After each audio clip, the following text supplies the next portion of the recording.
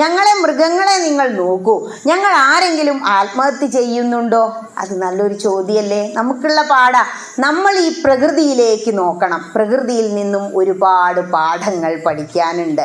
ഒരു കുറുക്കൻ പറയാണ്, നിങ്ങൾ ഈ പ്രകൃതിയിലേക്ക് നോക്കൂ, എത്രയോ ജീവജാലങ്ങളുണ്ട്.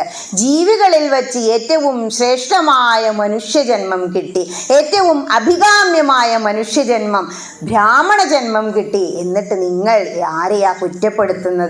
അവനവൻ്റെ തെറ്റല്ലേ സമ്പാദിക്കാതിരുന്നത്? അതിന് മറ്റുള്ളവർ പരിഹസിക്കുന്നതിനാണോ കുറ്റപ്പെടുത്തുന്നത്? അതുകൊണ്ട് അങ്ങ് എന്ത് ചെയ്യണം? ജ്ഞാനം നേടണം. ജ്ഞാനം നേടാൻ എന്ത് ചെയ്യണം? തപസ് ചെയ്യണം. തപസ് ചെയ്യണമെന്ന് പറഞ്ഞപ്പോൾ ശരിയാണ് എന്ന് മനസ്സിലാക്കി ഇദ്ദേഹം എന്ത് ചെയ്തു? അവിടെ നിന്നും തപസ് ചെയ്യാൻ വേണ്ടി പിന്നെയും വനാന്തരങ്ങളിലേക്ക് പോയി. അങ്ങനെ തപസ് ചെയ്ത് ജ്ഞാനം നേടി ഇദ്ദേഹം അറിവ് സമ്പാദിച്ചു.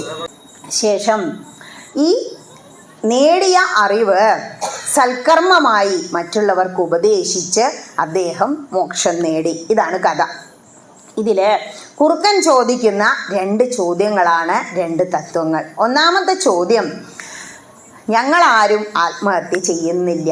നിങ്ങൾ ഈ പ്രകൃതിയിലേക്ക് നോക്കൂ, ഒരു ജീവജാലങ്ങളും അവർക്ക് കിട്ടിയ ജന്മം മോശമായി എന്ന് പറഞ്ഞ് എനിക്കൊരുപാട് സംഘർഷങ്ങളും പ്രശ്നങ്ങളും ഉണ്ട് എന്ന് പറഞ്ഞ് ആത്മഹത്യ ചെയ്യുന്നില്ല. ഉണ്ടോ?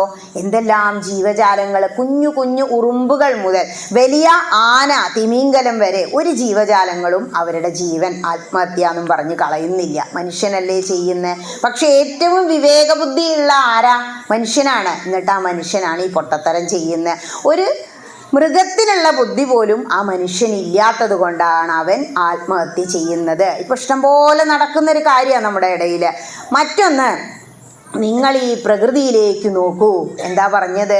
പ്രകൃതിയിൽ നിന്നും പാഠങ്ങൾ പഠിക്കണം. ഒന്നാമത്തെ പാഠം, നമ്മുടെ കുട്ടികൾക്ക് നമ്മൾ ഒരുപാട് പാഠം പഠിപ്പിക്കും അല്ലേ? അക്കാദമിക് കൊണ്ട് 25 വയസ്സായാലും പഠന, 30 വയസ്സായാലും ഫയലും താങ്ങി നടക്കും, ജോലിയും കിട്ടില്ല. പക്ഷേ നമ്മൾ കൊടുക്കാത്ത ഒരു വിദ്യാഭ്യാസം ഉണ്ട്. അതെന്താ?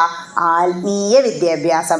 എനിക്ക് ആത്മീയമായ അറിവ് നേടണം എന്ന് ആർക്കെങ്കിലും തോന്നുന്നുണ്ടെങ്കിൽ അത് ഈശ്വര കൃപ ഉള്ളത് കൊണ്ടാണ്. ഒരമ്മ പറഞ്ഞു, അവിടെ വന്നിരിക്കുക, ഒരു പ്രഭാഷണം കേൾക്കുക, അത് തന്നെ പുണ്യം. അപ്പോൾ പറയാ, സുഹൃതം ഉള്ളവർക്കേ എന്ത് തോന്നൂ? ഇതൊന്ന് കേട്ട് കളയാം. ചിലരെന്താ പറയാ, കേൾക്കും, ഇതിലേ അങ്ങോട്ട് കളയും, ഒന്ന് പോയി നോക്കാം, അങ്ങനെയൊക്കെ പറയാ. പക്ഷെ കേട്ടിട്ട് അത് കളയരുത്. അറിവ് നേടിയിട്ട് ആ നേടിയ അറിവ് മറ്റുള്ളവർക്ക് പകർന്നു കൊടുക്കണം. ആരാ ഗുരു എന്ന് പറയുന്നത്? അവനവൻ സമ്പാദിച്ച അറിവ് മറ്റുള്ളവർക്ക് മനസ്സിലാകുന്ന രീതിയിൽ പറഞ്ഞു കൊടുക്കുന്നവനാണ് യഥാർത്ഥത്തിൽ ഗുരു. ഇവിടെ